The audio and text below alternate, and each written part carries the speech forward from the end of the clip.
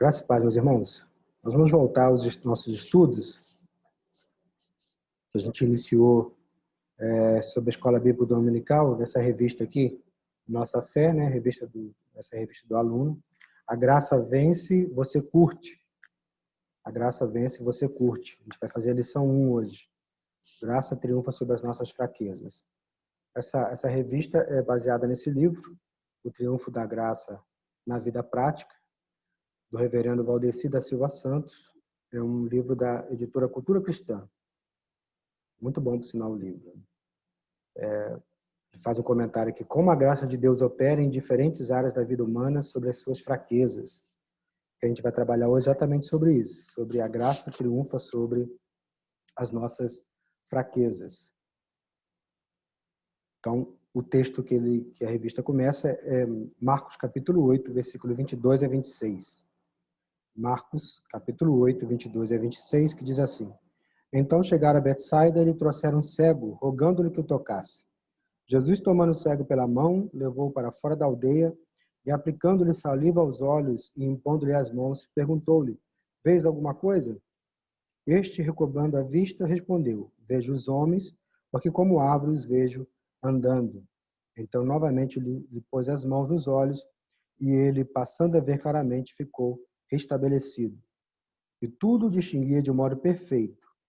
E mandou Jesus embora para casa, recomendando-lhe: Não entres na aldeia. Então, hoje a gente vai trabalhar a graça triunfa sobre as nossas fraquezas, baseado um pouquinho nesse texto. Na introdução da revista, diz assim: a graça é um dos temas mais comuns na igreja cristã.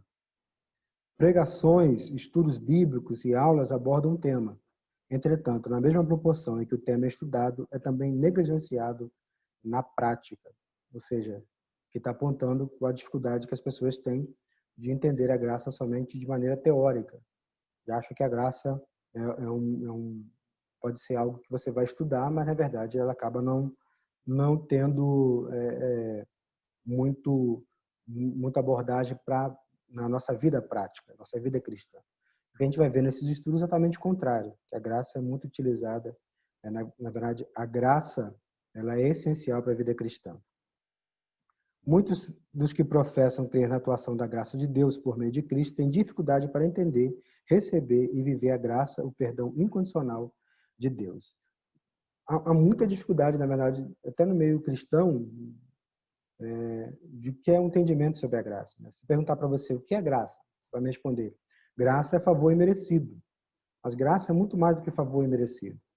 Graça é uma operação sobre as nossas vidas, operação de Deus na vida cristã. É isso que a gente vai ver aqui. Outra dificuldade é que as pessoas acham que a graça só se limita a um momento específico da conversão humana. Mas isso não é verdade. Ela se estende diariamente no decorrer da vida dos filhos de Deus. Então, ela não é só uma porta de entrada no reino, mas ela é todo o caminho que a gente efetua na vida cristã, né? Nós precisamos da graça constantemente na nossa vida cristã. Muitos cristãos são como os Gálatas, que começaram a viver a vida cristã pela graça, mas agora acham que devem se aperfeiçoar na carne, no esforço próprio, na força do próprio braço. O fato é que nenhum cristão vai negar que somos salvos pela graça. Efésios capítulo 12, versículo 8. Mas esses mesmos cristãos muitas vezes afirmam que o sucesso na vida cristã depende exclusivamente dos nossos próprios esforços, nossa disciplina, nosso zelo, nossa dedicação. E aí, exatamente, há um erro em um entendimento a respeito da graça, nessa ideia da graça somente como o momento da conversão, e depois ela supostamente nos abandona. Mas, na verdade, a salvação do início ao fim é pela graça, ou seja, toda a vida cristã, né, desde da regeneração, justificação, santificação, até a glorificação, é tudo pela graça de Deus. A gente vai ler um pouquinho o que o autor fala no livro dele para a gente poder entender algumas coisas. Por exemplo, ele diz: a graça de Deus possui efeitos diretos na vida do crente. Estou lendo do livro, né? O Triunfo da Graça na Vida Prática. O cristão é alguém que foi justificado gratuitamente pela graça de Deus, Romanos 3, 24. Mas ele também vive pela graça, Romanos 6, 14. Refletindo sobre a própria vida e ministério, o apóstolo Paulo afirmou: pela graça de Deus, sou o que sou, 1 Coríntios 15, 10. Em outras palavras, ele atribuía todo o bem em sua vida à operação graciosa de Deus sobre ele. Talvez por essa razão, o mesmo apóstolo, tendo exortado os cristãos a não se deixarem dominar pelo pecado, mas que reinasse a graça pela justiça de Deus sobre suas vidas. Romanos 5, 21. Semelhantemente, o crente é instruído a esperar inteiramente na graça de Deus, e crescer nela. 1 Pedro 1,13 e 2 Pedro 3,18. Em resumo, toda a vida cristã deve ser praticada à luz da graça de Deus. Então, o próprio apóstolo Paulo entendia que a vida dele, a vida cristã dele, tinha sido operada pela graça, né? Que Deus estava operando na vida dele para que ele pudesse fazer aquelas coisas. Eu ajudava o apóstolo Paulo a não se gloriar das coisas que ele fazia, porque ele tinha bom entendimento, por causa do seu zelo, por causa do seu esforço, não, nada disso. Sempre se gloriava na graça de Deus. E Deus está operando na vida dele. E deve ser assim com todos nós, com todos os cristãos deve ser assim. Entendimento de que nós fomos salvos pela graça, mas tudo que fazemos, que seja boa obras ou resposta de fé, alguma coisa, ou resposta de obediência a Deus, é sempre por causa da graça de Deus. É a graça de Deus operando em nós. Às vezes a gente usa aquele tipo de expressão, né? Quando alguém nos faz algum mal. Alguém faz algo contra você e você fala, pela graça de Deus, eu consegui perdoar essa pessoa, consegui perdoar esse irmão. Às vezes você fala isso às vezes de boca para fora, mas isso tem que ter entendimento que realmente foi isso que aconteceu. Foi Deus que operou em nós para nós apresentarmos qualquer tipo de boa obra, né? Então, toda boa obra, tudo aquilo que fazemos é pela graça de Deus. É o próprio Deus nos dando dom, capacitação e motivação para isso. Então, o crente é sempre instruído a esperar inteiramente na graça de Deus e crescer nela. A gente já leu sobre isso. Na 1 Pedro 5,10, tem uma expressão muito interessante. O Deus de toda graça vos há de aperfeiçoar, firmar, fortificar e fundamentar. Ou seja, a promessa é que o Senhor vai aperfeiçoar os seus servos. Ou seja, se a graça foi somente no momento da conversão, não teria esse texto falando que Deus vai nos aperfeiçoar, firmar, fortificar e fundamentar. É algo que Deus vai trabalhando, é um processo que Deus vai trabalhando sobre a nossa vida. E o texto de hoje vai falar um pouquinho a respeito disso, né? Que Deus vai atuar nas nossas fraquezas com a aplicação contínua de sua infinita graça sobre nós na nossa vida cristã, constantemente. E aí que a gente vai usar exatamente o texto para a gente poder entender como que Deus vai trabalhando isso em nós. Então, o ponto 1, ele fala sobre o contexto do texto. Então, o contexto. Os discípulos ainda não tinham compreendido claramente o ministério de Jesus. Eles viviam com Jesus, andavam com ele, presenciaram diversos milagres, mas não entendiam a extensão do seu poder nem a sua pregação de modo completo. Então já está começando a preparar aí o entendimento que o texto vai falar a respeito dessa cura parcial, depois a cura completa. Jesus estava, às vezes, ele falando sobre o fermento dos fariseus, e eles entendiam que o fermento significava pão. Então, por diversas vezes, os discípulos tiveram um pouco de dificuldade de entender, às vezes, as parábolas de Jesus. Eles tiveram muita dificuldade a respeito disso. Outras coisas que eles achavam é que Jesus se resumia, o ministério de Jesus se resumia a sinais e milagres, né? Mas eles não conseguiam realmente ver realmente qual é o propósito, a missão de Cristo no meio deles, né? Por que Cristo tinha vindo até a Terra, né? Ele não veio ao mundo para realizar milagres e executar sinais, como até hoje muitas pessoas pensam. Ele estava aqui a fim de salvar o seu povo dos pecados deles. Mateus capítulo 1, versículo 21. Então, Marcos nos apresenta nesses versículos um texto singular a respeito da graça que triunfa sobre a nossa fraqueza. Ele vai falar sobre o cego, que ele foi trazido para perto de Jesus, ele tomou ele pela mão, aplicou a própria saliva a seus olhos e perguntou: "Vês alguma coisa?"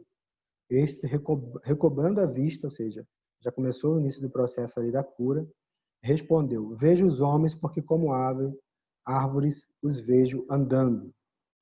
Então, Jesus novamente tocou-lhe os olhos, agora aparentemente sem a saliva, apenas com as mãos.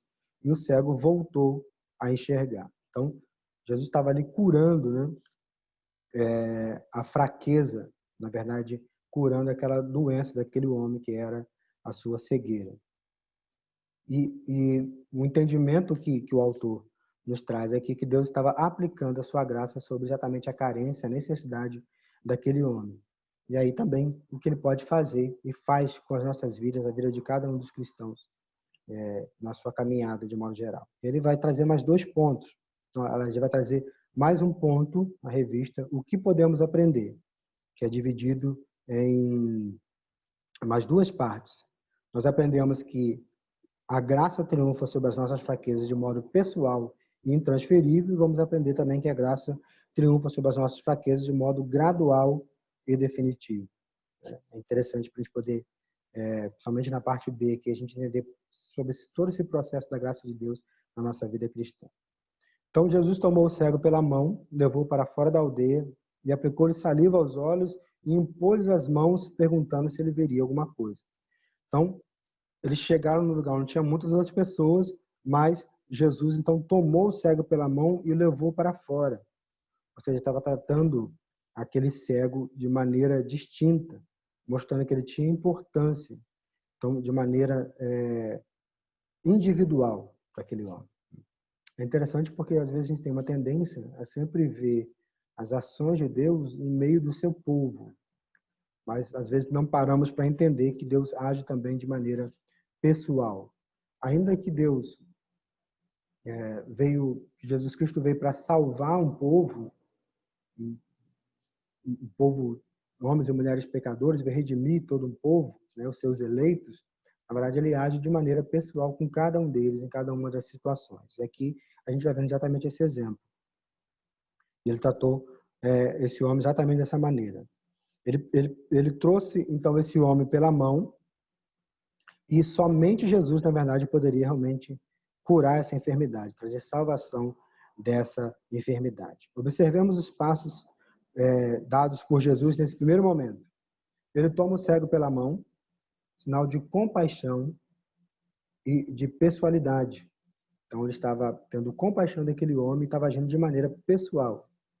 Nada é mais necessário ao ser humano do que a presença contínua de Jesus agindo em nossas vidas. Graças a Deus que nosso Deus é um Deus pessoal.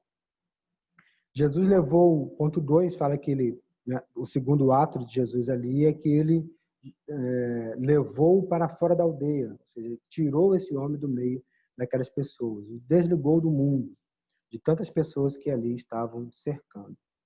Jesus estava disposto a ensinar que o contato com o Filho de Deus representa uma experiência da graça intransferível. Ninguém poderia passar por aquilo senão aquele homem, aquele cego, né? Jesus estava oferecendo seu próprio amor àquele homem. Levá-lo pela mão e tocar-lhe os olhos são atos de misericórdia e algo pessoal, como a gente falou. Ainda que se apresente muitas vezes com atos de misericórdia sobre todo o povo, seu povo eleito, é muito interessante quando isso é algo pessoal para as nossas vidas. Não somente que Jesus salva um povo, mas que ele nos salvou, ele me salvou de algo pessoal. A fraqueza daquele homem era exatamente a sua visão decadente, mas é claro, tinha um problema também no seu espírito. E aí o autor começa a nos mostrar, a trazer essa relação também para nós, né? Quanto a nós, qual é a nossa fraqueza? Essa é a nossa pergunta. Qual é a principal fraqueza do ser humano? O que mais nós necessitamos? Né? Será que nós necessitamos de curas, de sinais, como está falando aí, de milagres? Ou que necessariamente nós precisamos ficar livres dos nossos pecados? O fato é que a nossa principal fraqueza, a nossa fraqueza principal é o nosso pecado. E na vida do não cristão, é claro, precisa ser vencido isso, precisa da conversão, da regeneração, mas também na vida do cristão, por causa do nosso pecado remanescente. O velho homem ainda se encontra ainda lutando, somos ainda sujeitos, todo o tempo que passamos por essa terra, a tentações. Né? Todos nós precisamos do toque pessoal e gracioso de Jesus sobre as nossas fraquezas. Nossa maior fraqueza é o pecado, porque por ele nós somos debilitados em todas as áreas.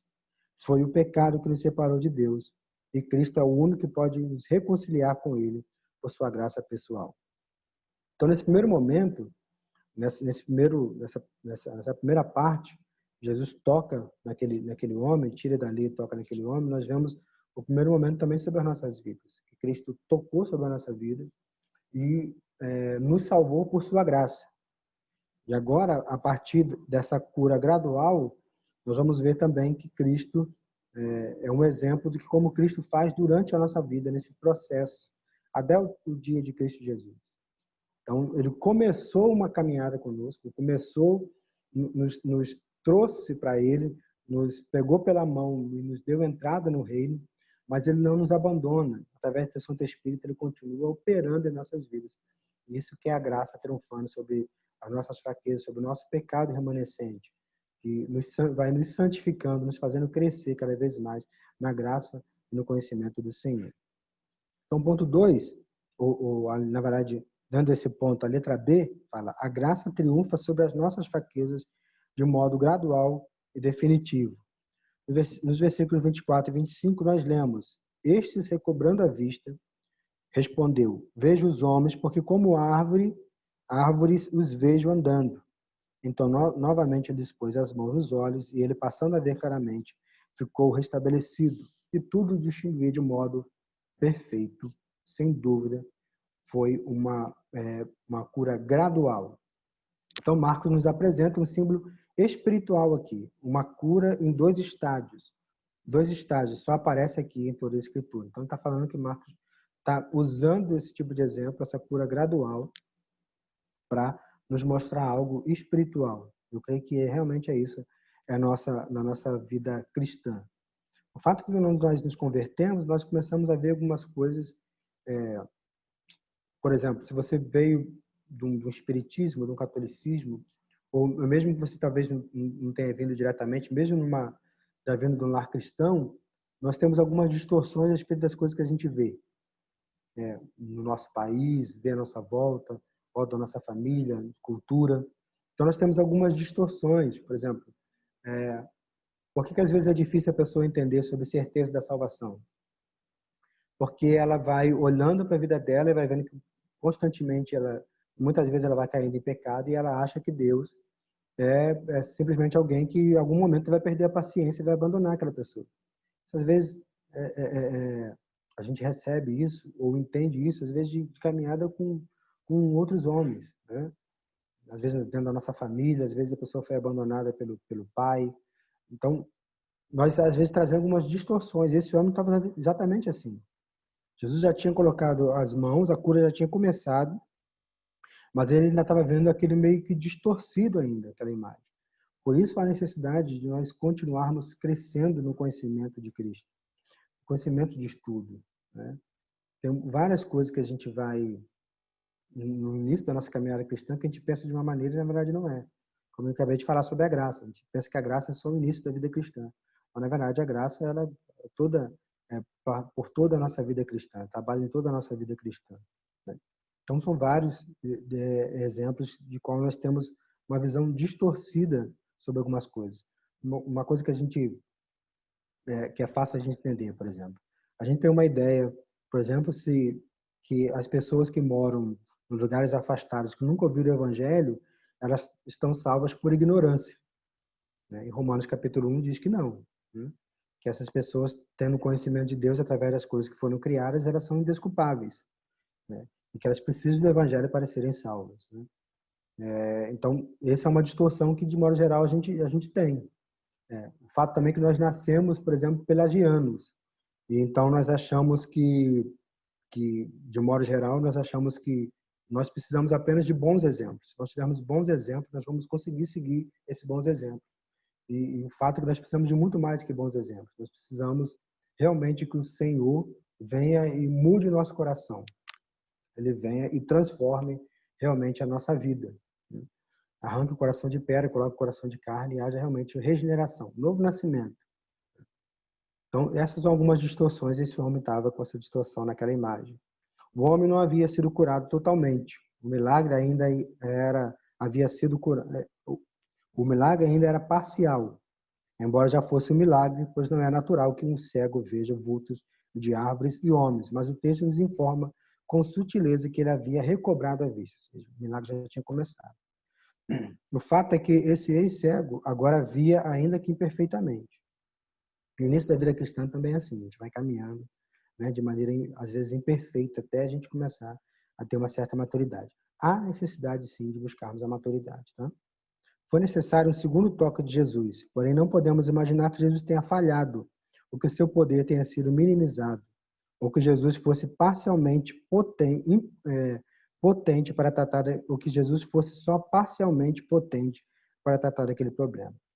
A graça de Deus triunfa na vida daquele homem, na vida e também na vida do eleito de um modo gradual, mas também chega um momento onde é definitivo. Então ele vai mostrando como é que era esse processo linear na vida daquele homem. Então, no processo de cura, ele enxergou claramente, 2, ficou restaurado, e 3, discernia distintivamente todas as coisas. Então, chega algum momento que você realmente começa a entender melhor as coisas, clarear melhor a sua mente, a sua visão, né? Éramos cegos, agora temos vista, mas Deus vai trabalhando a nossa visão para que compreendamos cada vez mais. Jesus mostrou que a sua graça triunfa sobre nossas fraquezas de maneira gradual e definitiva. O seu chamado é irresistível, o seu toque é algo eterno. Portanto, a graça é aplicada de modo gradual, pois ainda temos de conviver com os pecados que há em nós, ou seja, o pecado remanescente, com as imperfeições próprias desta época. Mas a graça é definitiva, pois contemplamos a totalidade da obra de Jesus em nossa vida. Preciso entender exatamente isso. O texto que a gente falou lá no início, né, falando que aquele que começou a boa obra em vós há de completar até o dia de Cristo Jesus, a gente precisa ter esse entendimento, essa segurança. Jesus não vai nos abandonar. Jesus não começou uma obra e vai abandonar ela pelo meio do caminho. Né? A obra que ele começou na nossa vida, ela vai ser cumprida até o dia de Cristo Jesus. Precisamos entender isso. Portanto, Jesus não vai deixar inacabado a sua obra na vida daquele homem, assim como não deixou na vida daquele homem, também não vai deixar inacabada em nós. Essa esperança para nós. Assim como ele fez com aquele homem. Né? A ideia aqui que ele quer trazer é que talvez quando tivesse colocado a saliva e as mãos nos olhos, os dedos nos olhos daquele homem, aí o homem falou, eu comecei a ver, comecei a enxergar, agora eu vou embora. Não, Jesus falou, peraí, tem algo para ser feito ainda, eu vou continuar ainda com essa obra e vou fazer você ficar restabelecido. Ele aplicou definitivamente a sua graça sobre a vida do cego, ele vai aplicar também sobre a sua vida de um modo muito especial em sua fraqueza. Essa esperança para nós, como a gente acabou de falar. Assim como Deus começou a trabalhar na vida daquele homem também, com as nossas vidas. Essa semana um amigo veio me perguntar exatamente isso. Por que que... E não é essa pergunta que às vezes a gente faz, né? Por que que Jesus não curou aquele homem de uma vez só? Né? De pronto, logo da primeira vez. Né? Aqui diz que Marcos estava tentando nos apresentar algo de símbolo espiritual. Né? E a gente também se pergunta por que Deus simplesmente não pegou e não tratou logo o nosso pecado de uma vez, logo que nos converteu. Né? Quem ainda continua ansioso, foi o que meu amigo me perguntou essa semana. Quem continua falhando nessa área? Porque às vezes ainda fico irado ainda. Por que ainda constantemente ainda falho em determinadas áreas, na maneira de amar minha esposa, de se submeter, a esposa de se submeter ao marido? Por que isso? Porque Deus vai trabalhando de maneira gradual. Né? É a necessidade de sermos constantes, de perseverarmos na graça de Deus, confiando que Deus está trabalhando sobre as nossas vidas. Né? E também uma maneira de Deus, de nós em especial, nos gloriarmos somente na graça de Deus. Não nos gloriarmos nos nossos próprios esforços. Né? Às vezes um conselheiro vai e fala, para você poder melhorar nisso, faça isso, e seguir esse passo. Aí você é tão bom de seguir passos que você fala, eu consegui tudo, por isso que eu consegui vencer. Por isso que eu tenho sucesso na vida cristã. Dessa maneira, quando Jesus vai trabalhando gradualmente na nossa vida, nós podemos realmente contemplar esse trabalho de Cristo feito sobre nós, na nossa vida cristã, essa obra de Cristo em nós. Por que isso é interessante? Porque talvez se fosse feito de maneira automática, a gente perderia exatamente esse processo sobre a nossa vida de mudança, de transformação. Se a nossa fraqueza é o pecado remanescente, e sabemos que Deus trabalhou na vida daquele homem de maneira gradual, sabemos que também Ele vai fazer isso conosco. Esse é o fato. Então, a graça de Deus, ela opera na nossa conversão, né? Nós somos salvos pela graça, mas também na nossa santificação. Então, talvez mais para frente a gente vai ter a oportunidade de falar mais sobre isso, mas a santificação também é uma obra da graça. Ah, Fabiano, nós temos que nos santificar. Sim. Mas se não for a obra da graça sobre a nossa vida, nós nunca vamos conseguir isso. Nunca vamos conseguir fazer nada para o Senhor se não for a obra da graça sobre nossas vidas, se não for o Espírito Santo nos santificando. O texto que talvez a gente vai conseguir trabalhar mais à frente vai falar a respeito da graça de Deus como auxílio, como obra, poder e capacitação do Espírito Santo na nossa vida. É isso que nós precisamos. E a conclusão é: Cristo revelou sua infinita e maravilhosa graça àqueles discípulos, desafiando-os a crer na sua suficiência, no seu amor, no seu poder. Por natureza, nós somos cegos e ignorantes.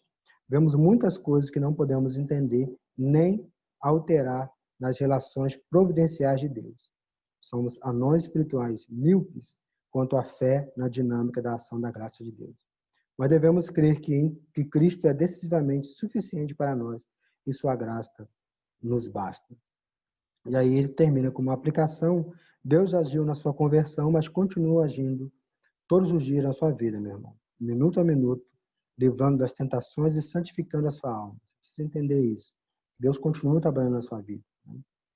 Há sempre necessidade de nos esforçarmos na vida cristã, mas sempre confiando na graça de Deus, que Deus está operando em nós. Uma das coisas que o texto não traz, mas eu queria trazer para os irmãos, é que é muito interessante que logo depois que ele traz essa cura gradual desse cego, nós temos o texto falando sobre a confissão de Pedro. Olha o versículo 27 de Marcos capítulo 8, versículo 27. Então Jesus e seus discípulos partiram para as aldeias de Cesareia de Filipe. No caminho perguntou-lhes: quem diz os homens que eu sou? Responderam: João Batista, outros Elias, mais outros alguns dos profetas. Então lhe perguntou: mas vós, quem dizeis que eu sou? Então, os próprios discípulos estavam caminhando com Jesus, mas alguns também tinham essa ideia. Não era somente o que o mundo tinha a ideia disso daqui. De que alguns achavam que ele era João Batista, outros Elias. Os discípulos estavam descobrindo que ele era. E aí, o Pedro responde: tu és o Cristo. Nós sabemos de outros textos, aqui não tá falando, mas Jesus fala para ele: quem te revelou isso foi o Pai que está no céu. Então, a obra da graça de Deus em revelar definitivamente quem realmente era Jesus, mostrando exatamente para ele. E mesmo a partir dali, depois mais para frente, logo no versículo 31, Jesus começou a falar sobre eles, a necessidade que haveria deles sofrer, de ser rejeitado pelos anciãos, pelos escribas, e aí Pedro faz aquela famosa, né, tira Jesus à parte e fala aquela famosa frase: não é para você fazer isso. Está reprovando Jesus. Aí Jesus fala aquela frase para ele, né? Repreendeu a Pedro e disse: arreda Satanás, porque não cogita das coisas de Deus, e sim dos homens. Então, aqueles homens ainda estavam conhecendo, na verdade, a obra de Jesus. Estavam conhecendo realmente quem Jesus é. Então, aponta mais uma vez também o que acabamos de falar. Um processo gradual, na qual Deus vai nos curando, nos libertando.